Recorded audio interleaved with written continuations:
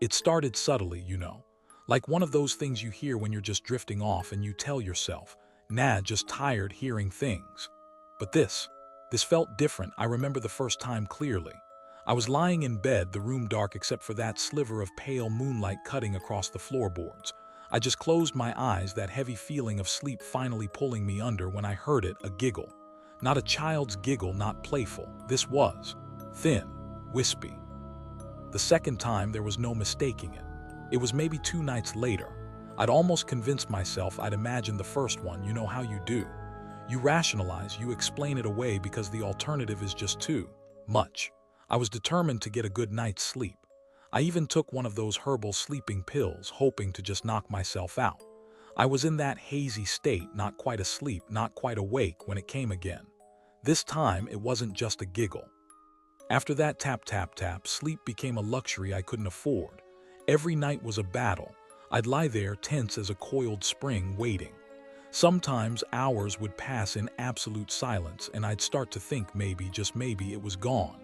Then just as I'd start to relax, just as my eyelids got heavy, it would start. The laughter. It was never the same. Sometimes it was that low, breathy chuckle. I started to look like hell, man. Dark circles under my eyes that looked like bruises, jumpy at every little sound. My friends at work started asking if I was okay. I just mumbled something about not sleeping well. How could I tell them? How could I say, yeah, there's something in my walls and it laughs at me when I try to sleep and I think it's watching me? They'd have me committed, or at least they'd never look at me the same way again. The laughter wasn't just random bursts anymore. It started to feel responsive, not just to me pressing my ear to the wall, but to my moods, my actions. If I was particularly agitated, pacing the room, the laughter would be sharper, almost frantic, matching my energy. If I tried to ignore it, pretending to read or watch something on my laptop, it would become softer, more insidious, trying to worm its way back into my attention. I had to try and find a rational explanation. I just had to, for my own sanity. So I started thinking about the practical stuff. Could it be pipes? The building was ancient, maybe the plumbing was shot, making weird noises. I spent an entire Saturday with my ear pressed to different sections of the wall, listening to the water run in the bathroom, the kitchen. Sure, there were gurgles and groans, the usual sounds of an old building's circulatory system, but none of it sounded like that laughter. The lack of any logical explanation started to eat away at me. If it wasn't pipes or neighbors or pests, then what the hell was it? The laughter continued its nightly vigil, sometimes soft and wheezing like an old man struggling for breath between chuckles, other times high-pitched and almost manic. It was the unpredictability that was so unnerving. I could never brace myself for what kind of laughter it would be or when exactly it would start. It was always just there, waiting. Then small things started to happen, things I couldn't explain away as easily as a sound. I'd leave a book on my nightstand, face down, open to a certain page. When I came back from the bathroom, it would be closed, or moved slightly to the left. Tiny things. So tiny that at first I thought I was just being forgetful, my mind playing tricks on me because of the lack of sleep. But it kept happening, keys not where I left them. The most unsettling incident with the moved objects happened with a photograph. It was an old photo of my parents, the only one I kept on my nightstand. I always had it facing slightly towards the bed. One morning, after a particularly rough night where the laughter had been almost continuous, a cascade of different tones and pitches, I woke up exhausted and my eyes fell on the nightstand. The photo frame was still there, but it was turned completely around, facing the wall. My blood ran cold. I was a wreck, absolutely unequivocally a wreck. Sleep was a distant memory. I was surviving on caffeine and sheer nervous energy. I'd lost weight, my clothes hung loosely on me. My colleagues stopped asking if I was okay and just started giving me worried, pitying looks. I'm sure they were whispering about me, wondering if I was on drugs or having a breakdown. Maybe I was. How could anyone endure this nightly torment and remain unscathed? The laughter itself was evolving. I decided I couldn't just be passive anymore. I had to do something. Waiting for it to reveal itself or to drive me completely insane wasn't an option. So I started my own little investigation, if you can call it that. I got a cheap listening device, one of those things that looks like a doctor's stethoscope, and I'd spend hours with it pressed against different parts of the bedroom wall, the kitchen wall, any wall where I'd heard the laughter. The game escalated. If I tapped on one part of the wall, the responsive tap or sometimes a faint chuckle would come from a completely different section. It was like it was moving, darting around within the walls, always just out of reach, always taunting me. I started to map it out, drawing a crude diagram of my apartment, marking the spots where I heard it most clearly, trying to find a pattern, a source. But there was no pattern. It was everywhere and nowhere. I finally broke down and tried to tell someone. My friend Dave. We'd known each other since college, seen each other through some rough patches. I figured if anyone would believe me, or at least hear me out without calling the men in white coats, it would be him. I invited him over, plied him with coffee, and then, stammering and hesitant, I told him everything. The laughter, the taps, the moved objects, the feeling of being watched. I probably sounded like a lunatic. This is where it got really personal. The laughter started to change. It wasn't just abstract sounds of amusement anymore. One night I was lying in bed, staring at the ceiling, my mind racing, thinking about my mom. She'd passed away a few years back and I missed her terribly. Just a fleeting thought, a wave of sadness. And then from the wall I heard it, a soft, feminine chuckle. The mimicry didn't stop with my mother's laugh or snatches of my thoughts. It started using words, not full sentences, not conversations, but fragments. My own name, whispered in a sibilant, breathy tone that seemed to slither out of the plaster. James, it would hiss, drawing out the vowel, making my skin crawl. Sometimes it would whisper phrases I'd said earlier in the day, things I'd muttered to myself, things I'd said on the phone. The feeling of a physical presence, which had started as cold spots and a general sense of being watched, began to intensify in terrifying ways. It wasn't just the air temperature dropping anymore. Sometimes, I'd feel a pressure against the mattress beside me, as if someone or something incredibly heavy was sitting down. I'd whip my head around, heart pounding, but there would be nothing there. Just the indentation slowly rising back up. I couldn't take it anymore. The laughter, the whispers, the touches, the constant, crushing feeling of being watched and toyed with. I was at my breaking point. Sanity felt like a distant shore I was drifting further and further away from. I decided, in a fit of desperate rage and terror, that I had to confront it. I had to see what was in that wall, even if it was the last thing I did. I kept smashing, driven by a frenzy I barely recognized in myself. Plaster dust filled the air, choking me, stinging my eyes, but I didn't stop. The laughter was deafening now, a whirlwind of insane glee urging me on. Chunks of lath and plaster rained down around my feet. I was panting, sweating, my muscles screaming, but I kept going, tearing into the wall like a wild animal. I just stared. My mind couldn't process it. Toys, this whole nightmare, the laughter, the whispers, the feeling of being watched, the touches, all from these relics. It didn't make any sense. The silence in the room was absolute, heavy like a held breath. The oppressive feeling, however, hadn't lessened. If anything, it had intensified, coiling around me thicker than the plaster dust. I reached a trembling hand towards the hole, then hesitated. What if touching them made it worse? I should have run.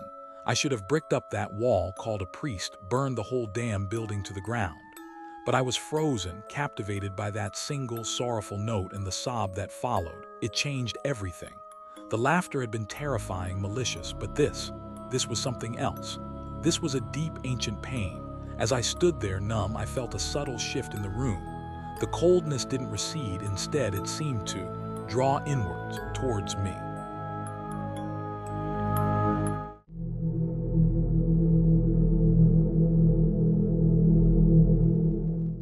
You know how sometimes, late at night, you catch your reflection in the bathroom mirror and for a split second it looks off, like a stranger staring back. I always chalked it up to being tired, the dim light playing tricks. But what I saw last Tuesday, that wasn't a trick. It wasn't me. I just finished brushing my teeth, the minty foam still tingling on my tongue. My blood went cold. I mean ice water in my veins cold. That smile. It wasn't just a twitch or a trick of the light, not after that unblinking stare. It was deliberate, malicious. I wanted to scream, to smash the mirror, to run out of the bathroom and never look back. But I was paralyzed, pinned by those eyes, my eyes, yet so alien, so hostile. The reflection, this other me, held that smile for what felt like an eternity, though it was probably only a few seconds. The next morning, or rather later that morning because I didn't sleep a wink, the world felt tilted. Sunlight was streaming through my bedroom window, birds were chirping, all the normal, everyday sounds, but nothing felt normal. My first instinct was to tell myself I'd dreamt it. A nightmare, a vivid, horrible nightmare brought on by stress and too much coffee. It had to be. I mean, reflections don't just do that, right? They don't get their own expressions, their own agency. Eventually, I knew I couldn't avoid it forever. I had to use the bathroom.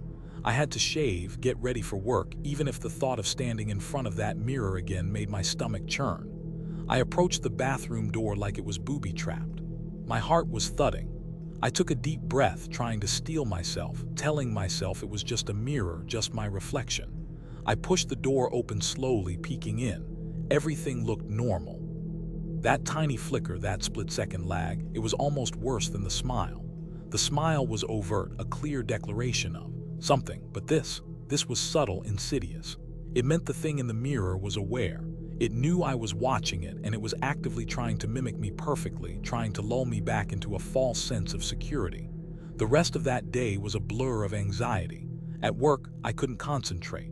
Every reflective surface became a source of potential terror. That night, I approached my apartment with a sense of foreboding that was almost suffocating. Every shadow seemed to leap out. Every creak of the floorboard sounded like a footstep.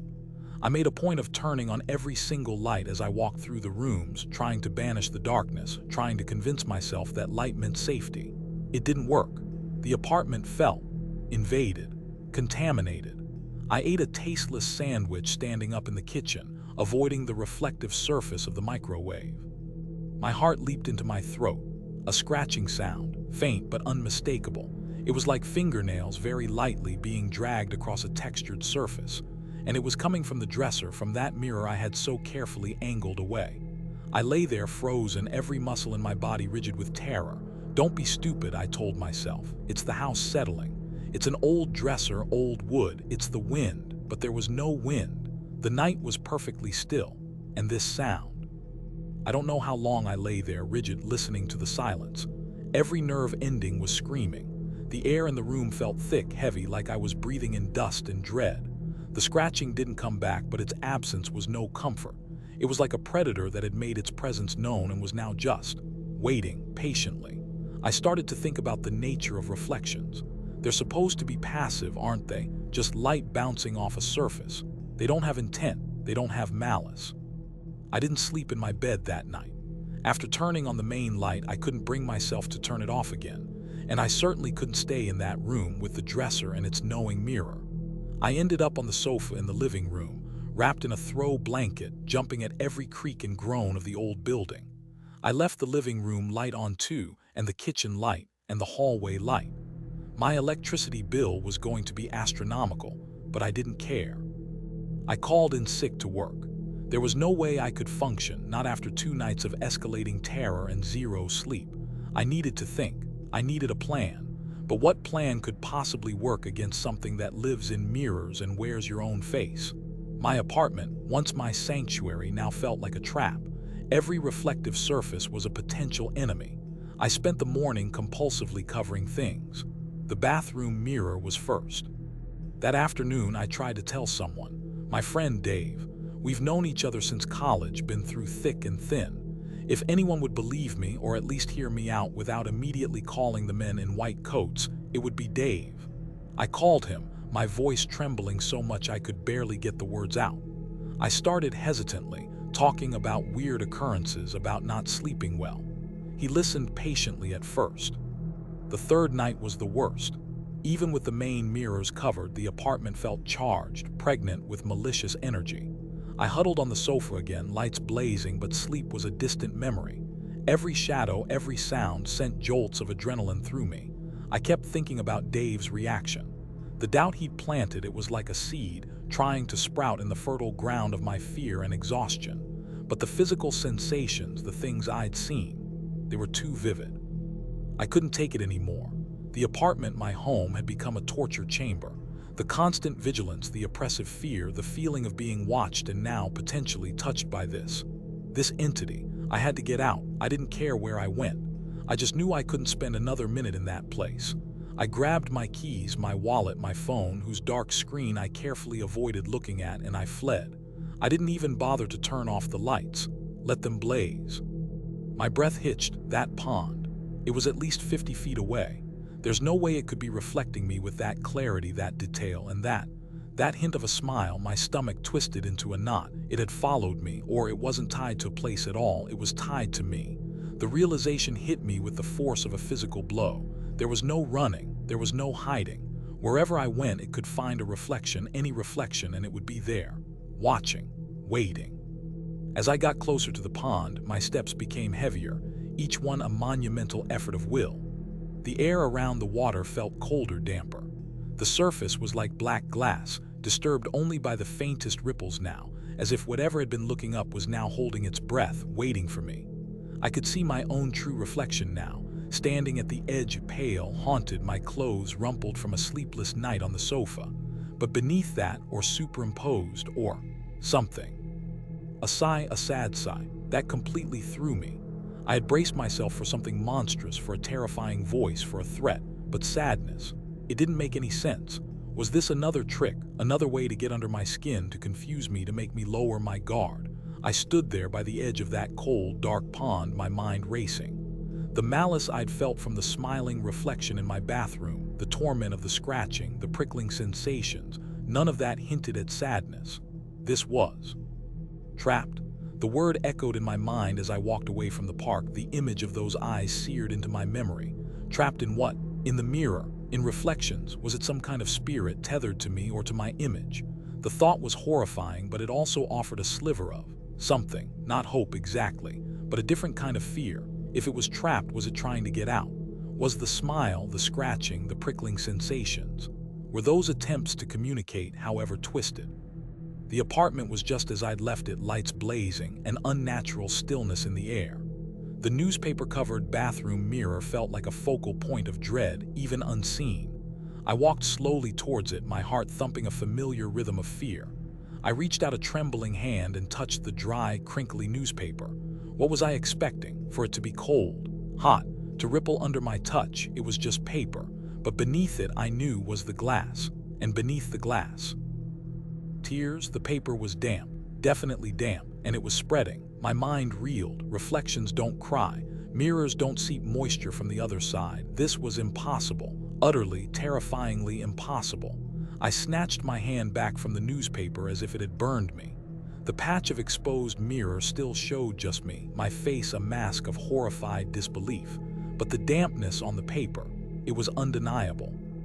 I didn't sleep that night. I didn't even try. I sat on my sofa, lights blazing, staring at the hallway that led to the bathroom, staring at the door I didn't dare open again. The image of that weeping newspaper, the salty scent of those impossible tears, was branded into my mind. What did it mean?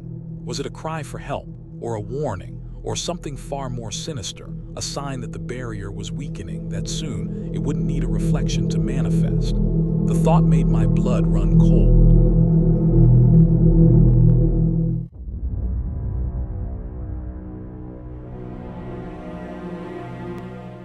You know that feeling, right? Waking up in the dead of night, heart hammering like it's trying to escape your ribs, and for a second you've got no idea what jolted you. Was it a dream? A sound from outside? Usually it's nothing, but this was different. I woke up and the first thing I saw was my phone screen blazing in the darkness of my bedroom.